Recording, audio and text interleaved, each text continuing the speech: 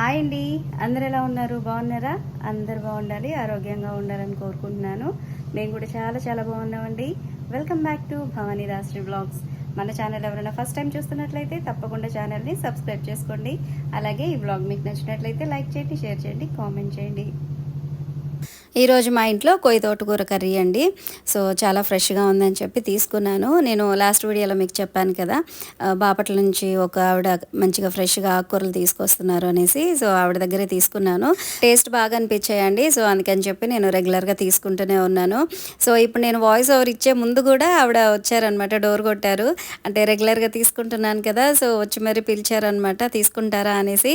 So ఇప్పుడు కూడా తీసుకున్నానండి. మెంతుకూర, అలాగే కొయ్య తోటకూర, ఇంకా ఒక పాలకూర కట్ట అయితే తీసుకున్నాను. పాలకూర వచ్చేసి నేను జ్యూస్ చేసి తాగడానికి అని చెప్పి ఒక కట్టే తీసుకున్నాను. సో చాలా ఫ్రెష్గా ఉంటున్నాయండి ఆకుకూరలు అయితే. ఇక్కడ నేను ఇవి క్లీన్ చేస్తూ ఉన్నాను, అంటే అదే ఆకుకూరలు ఒలుస్తున్నాను. అలాగే ఒక పక్కన మా వారైతే బ్రేక్ఫాస్ట్ కంప్లీట్ చేస్తున్నారు. లాస్ట్ టైం ఈ కర్రీ ప్రిపేర్ చేసినప్పుడు మా అబ్బాయికి బాగా నచ్చిందంట. అంటే మామూలుగా అయితే ఈ ఆకుకూరలు కానీ కూరగాయలు కానీ ఏవి అంత ఇంట్రెస్ట్గా తినడు. అంటే నేను చాలాసార్లు చెప్పాను కదా, ఈ వెజిటేబుల్స్ అవి చేసినప్పుడు ఏంటంటే కలిపి నోట్లో పెట్టేస్తే చక్కగా తినేస్తాడు. కానీ అంత ఇంట్రెస్ట్గా అయితే వాడంతటా వాడు తినడు. కానీ ఈసారి మాత్రం చెప్పాడు అనమాట, ఈ ఆకుకూర కర్రీ బాగుంది అనేసి అన్నాడు. సో మార్నింగ్ తొందరగా ఈ కర్రీ అయిపోతే తనకి లంచ్ బాక్స్ ఇదే పెడదాం అనుకున్నాను, కాకపోతే కొంచెం లేట్ అయిపోయింది. సో అందుకని చెప్పి తన కోసం నేను ఎగ్ పొరుటు అయితే చేసేసి సపరేట్గా బాక్స్లో పెట్టేసి లంచ్ బాక్స్ అయితే పెట్టేశాను. ఇక్కడ నేను ఆకుకూర క్లీన్ చేస్తూనే ఉన్నాను. మా వారు అయితే రెడీ అయిపోయి ఆఫీస్కి కూడా వెళ్ళిపోతున్నారు. సో మా అబ్బాయి లంచ్ బాక్స్ మా వారే తీసుకెళ్తారనమాట, అంటే వెళ్ళేదారే కాబట్టి. సో వెళ్తూ వెళ్తూ తనకి లంచ్ బాక్స్ అయితే ఇచ్చేసి వెళ్ళిపోతారు. ఆకుకూర అయితే నీట్గా ఒలిచేసి పక్కన పెట్టేశాను. ఇక తర్వాత ఇంట్లో పని కూడా ఉంటే అదంతా కూడా కంప్లీట్ చేసేసుకొని నేనైతే ఫ్రెష్ అయిపోయాను. సో ఇక్కడైతే నేను ఈ ఆకుకూర అయితే ప్రిపేర్ చేస్తున్నానండి. సో ఇక్కడ ఒక బౌల్లో వేసేసి ఇదంతా కూడాను అందులో నేను సాల్ట్ వేసేసి వాటర్ వేసేసి ఒక 10 నిమిషాలు అయితే పక్కన పెట్టేస్తాను. ఇలా సాల్ట్ వాటర్లో పెట్టడం వల్ల వాటి మీద వేసిన పురుగుల మందులు అవన్నీ కూడా పోతాయి. సో ఆకుకూర కూడా నీట్గా క్లీన్ అవుతుంది. లాస్ట్ టైము విజయలక్ష్మి అని చెప్పి ఒక సిస్టర్ అయితే కామెంట్ పెట్టారండి. ఏమనంటే, అక్క మీరు వెజ్జీస్ అవి తీసుకొస్తారు కదా, సో వాటిని ఫ్రిడ్జ్లో పెట్టిన తర్వాత వాటిని యూస్ చేసే ముందు వాటిని ఎలా క్లీన్ చేస్తారు ఏంటి ఒకసారి చెప్పండి అనేసి మెసేజ్ పెట్టారు. అలాగే గ్రోసరీస్ తెచ్చినప్పుడు కూడా వాటిని ఎలా ఆర్గనైజ్ చేసుకుంటారు అనేసి అడిగారనమాట. ఫస్ట్ అయితే వెజిటేబుల్స్ గురించి అయితే చెప్తానండి.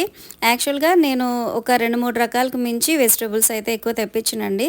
ఎందుకంటే మాకు మార్కెట్ దగ్గరే కాబట్టి అప్పటికప్పుడు ఫ్రెష్గా తీసుకొస్తానమాట. మరీ ఎక్కువగా తెచ్చేసి ఫ్రిడ్జ్లో స్టాక్ పెట్టేంత అవసరం అయితే ఉండదు. ఇన్ కేస్ ఒకవేళ టైం కుదరదు, ఎక్కువ తీసుకొచ్చేస్తారు అని అనుకుంటే కనుక నేను ఫ్రిడ్జ్లో ఎక్కువగా పండిపోతాయి బయట పెడితే అనుకునే కూరగాయలు మాత్రమే ఫ్రిడ్జ్లో పెడతానండి. లైక్ దొండకాయ, కాకరకాయ, అలాగే అరటికాయలు అలాంటివి ఉంటాయి కదా, సో వాటిని మాత్రమే నేను ఫ్రిడ్జ్లో పెడతాను. ఇక టమాటాలు, ఇంకా బీరకాయలు, మిగతా అంటే వంకాయలు కానీ ఇలాంటివి అయితే బయట పెట్టేస్తాను. ఇక వాటిని యూస్ చేసే ముందు కంపల్సరీ సాల్ట్ వాటర్లో అయితే ఒక 10 నిమిషాలు ఉంచేస్తానండి. సో కంపల్సరీ సాల్ట్ వాటర్లో అయితే వాటిని క్లీన్ చేసుకోవాలి. అవి ఆకుకూరలు అయినా సరే, వెజిటేబుల్స్ అయినా సరే, ఎందుకంటే వాటి మీద పురుగు మందులు అవన్నీ కూడా ఉంటాయి కదా. సో వెజిటేబుల్స్ అయితే నేను అలా యూస్ చేస్తానండి. ఇక్కడ వచ్చేసి ఆకుకూర ఒక 10 నిమిషాలు సాల్ట్ వాటర్లో ఉంచేసాను కదా. సో తర్వాత దాన్ని నీట్గా వాష్ చేసేసి ఒక ఈ స్ట్రైనర్ లాంటి దాంట్లోకి తీసేసుకున్నాను. తర్వాత అడుగున చిన్న చిన్న ముక్కలు, అంటే చిన్న చిన్న ఆకుకూరవి ఆకులు కానీ ఆ కాడలు అవన్నీ ఉండిపోతాయి కదా, సో వాటిని మనం చేత్తో తొందరగా ఈజీగా తీయలేం కదా. సో అలాంటప్పుడు ఈ స్ట్రైనర్ మనకి చాలా బాగా యూజ్ అవుతుందండి. అడుగున ఉన్న వాటిని కూడా నీట్గా తీసేస్తుంది. అలాగే కింద అంతా కూడా ఇసుక ఉంటుంది కదా, సో ఆ ఇసుక అనేది టచ్ అవ్వకుండా ఏవైతే ఆ వాటర్లో తేలుతూ ఉంటాయో వాటిని ఈజీగా ఈ స్ట్రైనర్తో అయితే ఈజీగా తీసేసుకోవచ్చు. సో ఇక్కడ ఆకుకూరని అయితే 2-3 సార్లు నీట్గా వాష్ చేసేసానండి. సో ఇక్కడ మీకు డౌట్ వస్తుందేమో, ఆకుకూర కట్ చేసిన తర్వాత వాష్ చేశారు అని. యాక్చువల్గా అయితే ఇది కొయ్యతోటకూరని మనం చేతితోటి చిన్న చిన్న పీసెస్గా చేసుకుంటామండి.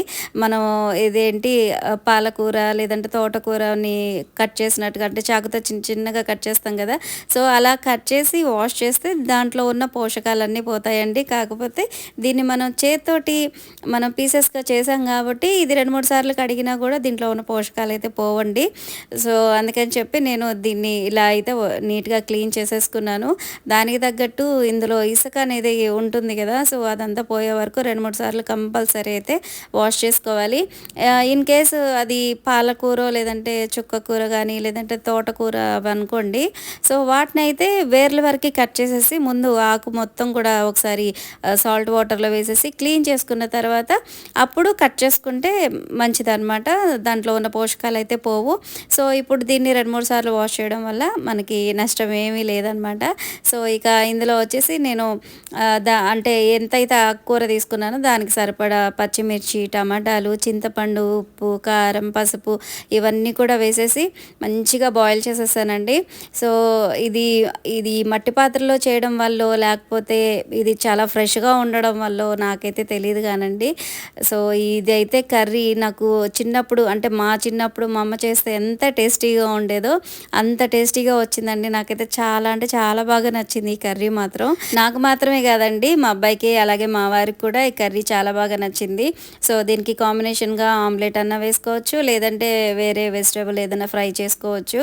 సో ఇది చాలా మంచిదండి ఆరోగ్యానికి కూడాను. సో దానికి తగ్గట్టు దీన్ని అయితే నేను కుక్కర్లో పెట్టలేదండి. యాక్చువల్గా అయితే ఈ మధ్య నేను కుక్కర్ ఎక్కువగా యూస్ చేయట్లేదు. పప్పు అవి చేసినప్పుడు మాత్రమే కుక్కర్ అయితే యూస్ చేస్తున్నాను. ఇన్ కేసు మటన్ తీసుకొచ్చినా కూడా ఇందులో అంటే ఈ మట్టి పాత్రలోనే నేను అది వండుతున్నాను అనమాట. అసలు కుక్కర్లో వేసినా కూడా అంత బాగా ఉడకదండి మటన్ అనేది, అసలు మట్టి పాత్రలో అంత మంచిగా ఉడుకుతుంది. సో అందుకని చెప్పి నేను ఆల్మోస్ట్ ఇందులోనే ఎక్కువగా కుక్ చేస్తున్నాను అనమాట. కర్రీ కంప్లీట్ అయిపోయిందండి. ఇక ఇక్కడ వచ్చేసి ఒక 2 బ్లౌజులు ఉన్నాయి, వాటిని అయితే లైనింగ్స్ కట్ చేస్తున్నాను. సో ఇక్కడ ఈ బ్లౌజ్కి వచ్చేసి ఎక్స్ట్రా ఒక 1 ఇంచ్ అయితే పెంచమన్నారండి, అంటే వెనక వీపు దగ్గర. సో 1 ఇంచ్ అయితే ఎక్స్ట్రాగా తీసుకున్నాను. అలాగే ఈ షోల్డరు, ఆమ్ హోల్ ఇవన్నీ కూడా నీట్గా మార్కింగ్ చేసేసుకొని స్కేల్ తోటి ఇలా బాక్సుల్లాగా మనం డ్రా చేసుకున్నాం అనుకోండి, అవి చాలా నీట్గా వస్తుంది అనమాట. ఈ ఆర్మ్ హోల్ కానీ లేదంటే నెక్ రౌండ్ కానీ ఇవన్నీ కూడా చాలా నీట్గా వస్తాయి. అలాగే షోల్డర్ కూడా జారకుండా నీట్గా వస్తాయి అన్నమాట. అలాగే లైనింగ్ కట్ చేసే ముందు ఈ బ్లౌజ్ దాని మీద పెట్టి 1-2 సార్లు అయితే చెక్ చేసుకోండి. అంటే ఈ చంకలోతు కావచ్చు లేదంటే నెక్ లెంత్ కావచ్చు, ఇవన్నీ కూడా 1-2 సార్లు చెక్ చేసుకున్న తర్వాత మాత్రమే కట్ చేసుకోండి. సో ఒకసారి మనం కట్ చేసేసామంటే దానికి మళ్ళీ జాయింట్లు అవి వేయడానికి కుదరదు. సో అందుకని చెప్పి ఎప్పుడైనా సరే కటింగ్ దగ్గర చాలా జాగ్రత్తగా చూసుకొని కట్ చేసుకోవాలండి. సో ఇక్కడ వచ్చేసి బ్లౌజ్ హ్యాండ్స్ అయితే కట్ చేస్తున్నాను.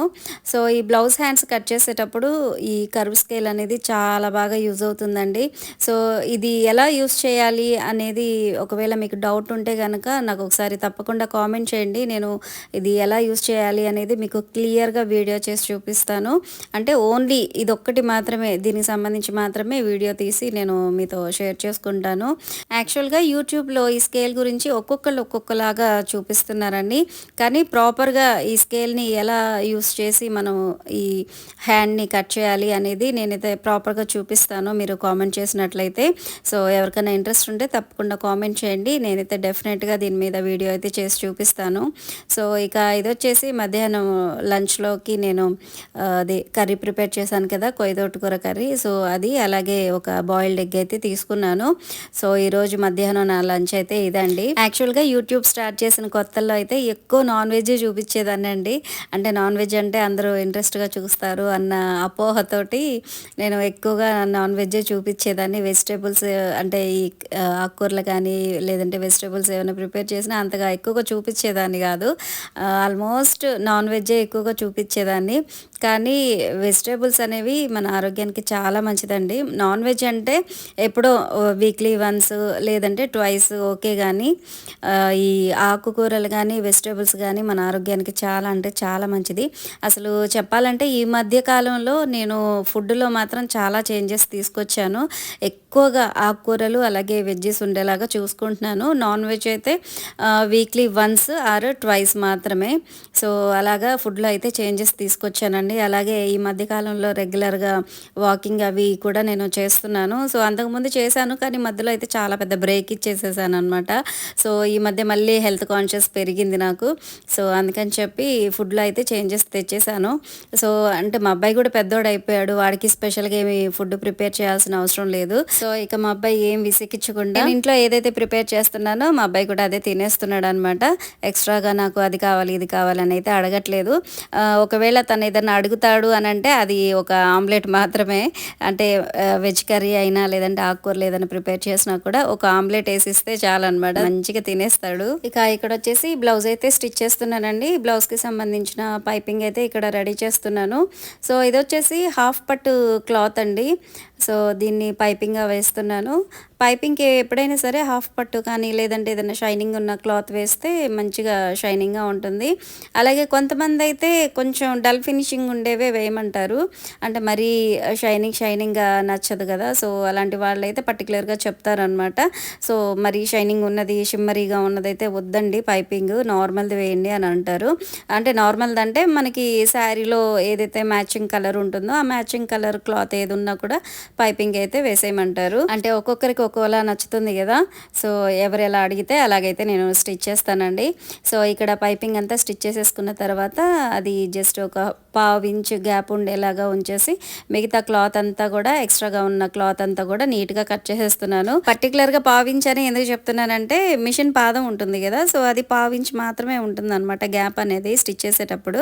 సో, అందుకని చెప్పి నేను ఇది పావు ఇంచ్ మాత్రమే కట్ చేయాలని చెప్పి చెప్తున్నాను. సో, ఇలా కట్ చేసుకోవడం వల్ల నెక్ కానీ, హ్యాండ్స్ కానీ లేదంటే బ్లౌజ్ బ్యాక్ సైడ్ ఇవన్నీ కూడా నీట్‌గా ఈవెన్‌గా వస్తాయన్నమాట. అంటే ఎక్కువ తక్కువ ఉన్నాయనుకోండి ఒక దగ్గర లోపలికి వెళ్ళిపోతుంది, ఒక దగ్గర బయటకున్నట్టుగా ఉంటుంది నెక్ అవన్నీ కూడాను.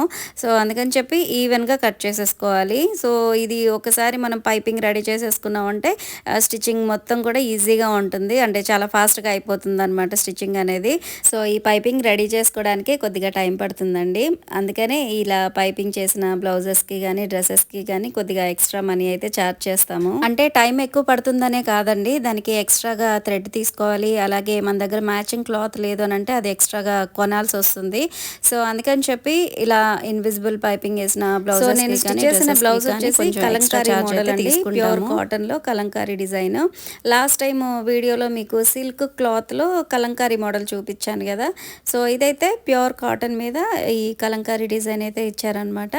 సో, ఈ బ్లౌజ్‌ని నేను ఫోటో కానీ వీడియో కానీ ఏది తీయలేదు. ఇది వచ్చేసి నైట్ అండి డిన్నర్ కంప్లీట్ అయిపోయిన తర్వాత స్టవ్, కిచెన్ కౌంటర్, టైల్స్ ఇవన్నీ కూడా నీట్‌గా క్లీన్ చేసేసి గిన్నెలు కూడా తోమేసి పక్కన పెట్టేశాను అనమాట. ఇక మార్నింగ్ లేచిన తర్వాత గిన్నెలు తోమాలన్న టెన్షన్ లేకుండా ప్రశాంతంగా వంట చేసుకోవచ్చు.